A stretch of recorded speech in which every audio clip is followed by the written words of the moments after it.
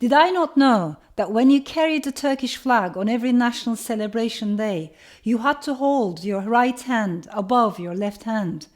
Did I not know that God the Almighty had placed two angels on the shoulders of each human being, two diligent scribes, whose sole aim was to note down our every move and our every thought? The angel on the left shoulder kept a list of all of our sins, including our darkest wishes, while the angel perched on the right shoulder recorded our virtues and honorable deeds. Wasn't it clear that by choosing the left hand to write, I was associating myself with the wrong angel, siding with sin? So today I want to talk about the word left-handed, but instead of talking about it, I want to read about it.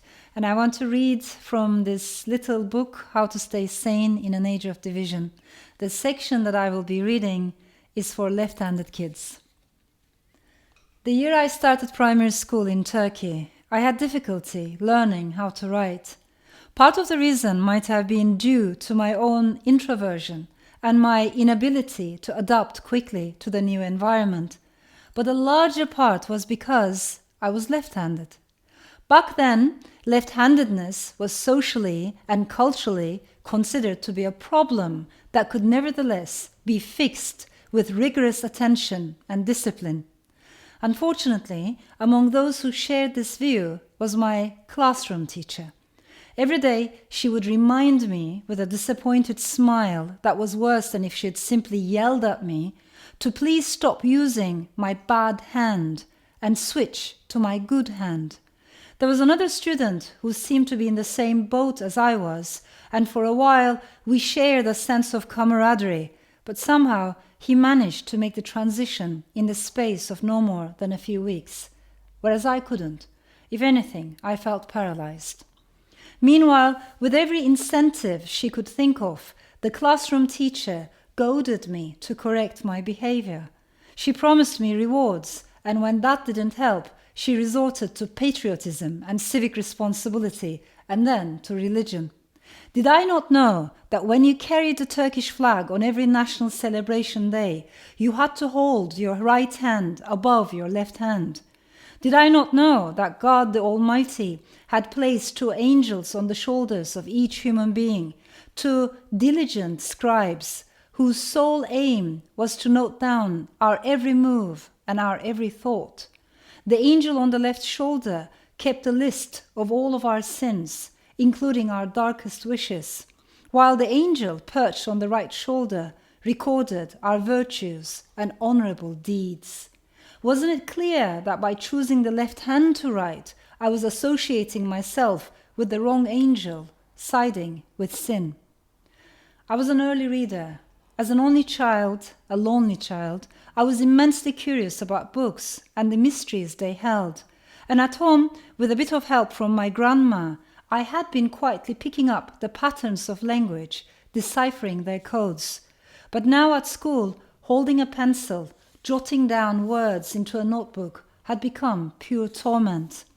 If memory serves, in a classroom of about 45 kids, I must have been one of the last, if not the last, to learn how to write and earn the red velvet ribbon that the teacher would pin on the chest of every victorious student. I might never have developed the skill were it not for a singular letter in the Turkish alphabet. That letter was called the soft G, a G with a little squiggle on top. Always it had to be preceded by a vowel, and even though it sometimes lengthened the sound of the vowel, it did not have a voice of its own. Every other letter in the alphabet made a distinctive sound, expressed itself loud and clear, except this particular letter. The soft G, as we call in Turkish, did not talk. It did not complain. It did not articulate opinions or demand anything. With its puzzling silence and slightly distracted manners, it immediately stood out amid the gushing, garrulous letters. It must be a foreigner, I thought, an outsider, an alphabetical outcast. No word in my mother tongue started with it, which I found rather unfair. It was almost as if it was invisible.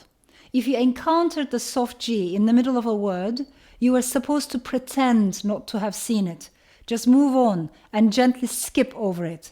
So the soft G remained mute, no matter what the text or context. Yet the more attention I paid to this mystifying letter, the more I came to believe that it was trying to tell me something.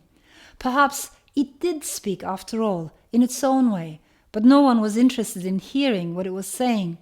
And somehow my 7-year-old brain associated this unwanted, silent letter in the alphabet with my unwanted left hand. They were both unpopular in the classroom. That's how it felt. Maybe they could connect.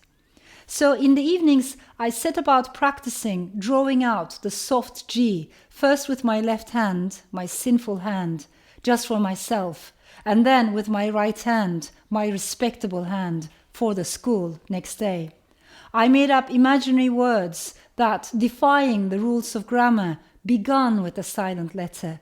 To this end, I introduced slight changes in existing spellings. So gorilla became gorilla, graffiti became graffiti.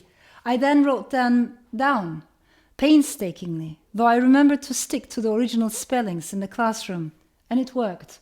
The teacher was pleased. I was finally making progress.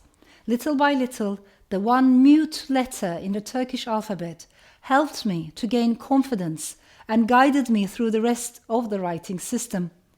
In hindsight, I understand it was me who was struggling to belong in school, and I projected this sense of alienation onto an inanimate letter. But the experience, vivid and visceral as it was, taught me an important life lesson. When you feel alone, don't look within. Look out and look beyond for others who feel the same way, for there are always others. And if you can connect with them and with their story, you will be able to see everything in a new light. Still today, as a novelist, I'm not only drawn to stories, but also to silences. My first instinct as a storyteller is to dig into the periphery rather than the center and focus my attention on the marginalized, the underserved, disenfranchised and censored voices. Taboos too, including political, cultural, gender taboos. There's a part of me that wants to understand at any moment in time where in a society the silent letters are hidden.